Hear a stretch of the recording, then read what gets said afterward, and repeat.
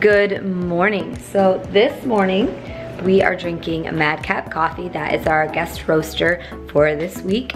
It is a Rico and it's a single origin from Ethiopia.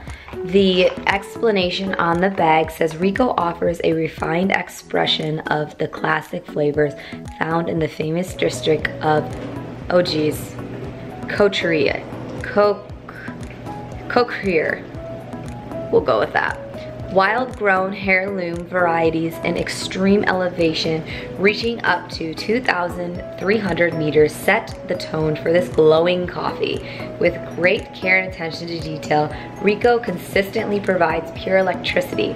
Reminiscent of ginger lemonade, drinking Rico is an adventure that lights up the soul with pace and complexity.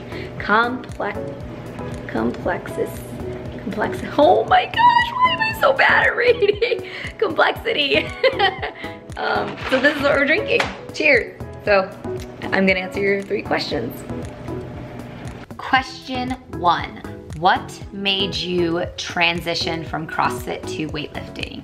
And was it hard? Of course it was hard. I love the sport of CrossFit. I think it's great, but as a high level regional athlete for 4 or 5 years, it was very hard on my body. I decided that I needed a break because my body was falling apart. My attitude was getting very frustrated. I was always tired. I had no room for extracurricular activities, especially when I was in Colorado when you could do so many rad things there. So with the help of my boyfriend actually, he told me that I was coming home with an attitude. I was always frustrated with my training because it just never went well.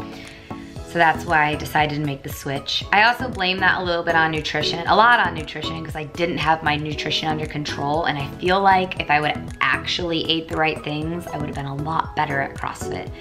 So that's like why I made the transition. It was very hard. I think I said that in the beginning, but it took me like a year and a half to like be really content with being okay with not trying to do the CrossFit Open or being at regionals. And this is like the first year I got to watch the regionals and CrossFit Games, and I was really excited for those athletes versus jealous that I wasn't there. So I really came to peace this year about it. But yeah, it was hard, but I'm super happy with where I'm at right now, so I can't complain.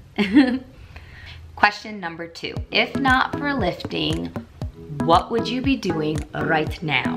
I love to travel. So I think my dream job would be being like Samantha Brown or Anthony Bourdain, where they travel around the world and see different cultures and try different food and experience different cuisines, and that would be my dream job. That's actually always been something I've wanted to do.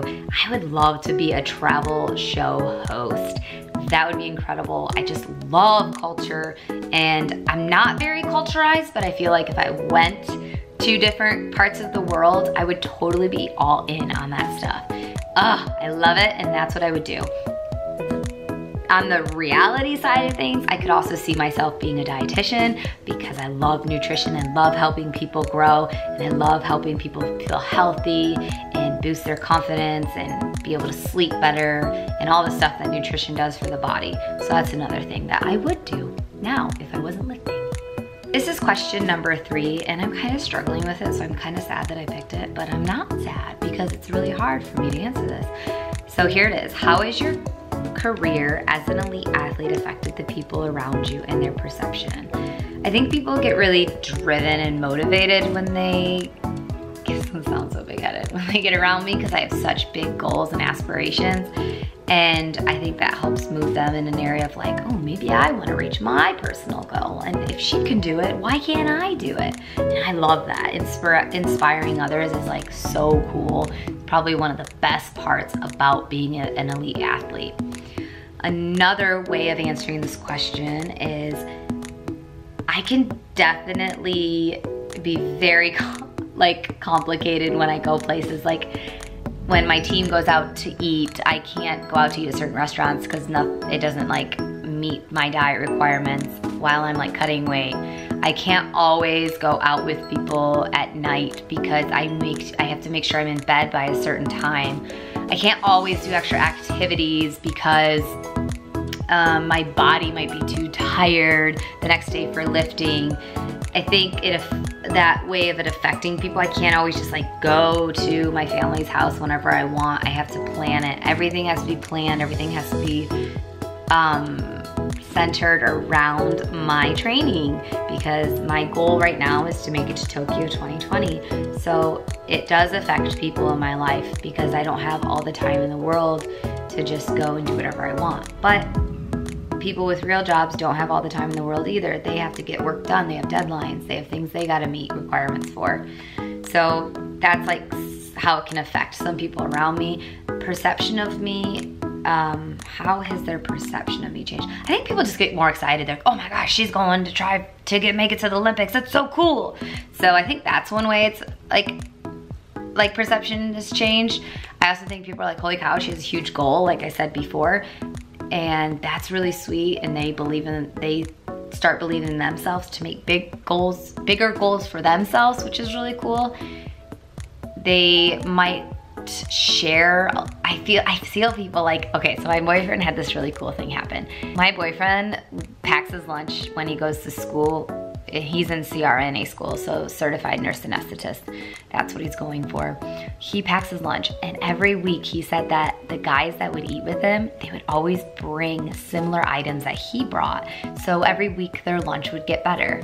So I think how it can, like being anybody that like loves fitness or is a high level athlete or that loves to eat proper nutrition, I think you really don't understand, but you really influence people to want to do the same thing, and it drives people and motivates people because you're so passionate about it.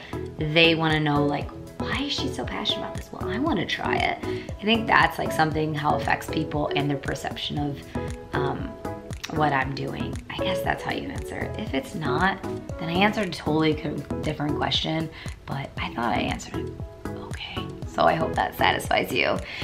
So if you liked this video, the 3 question and answer video, please comment next Wednesday. I will have another 3 question video on Thursday, and I will start making this a ritual. So if you like it, comment below, like it, and subscribe, because if you subscribe, you get to see all my cool content videos. Thanks guys for tuning in. Thank you for your questions.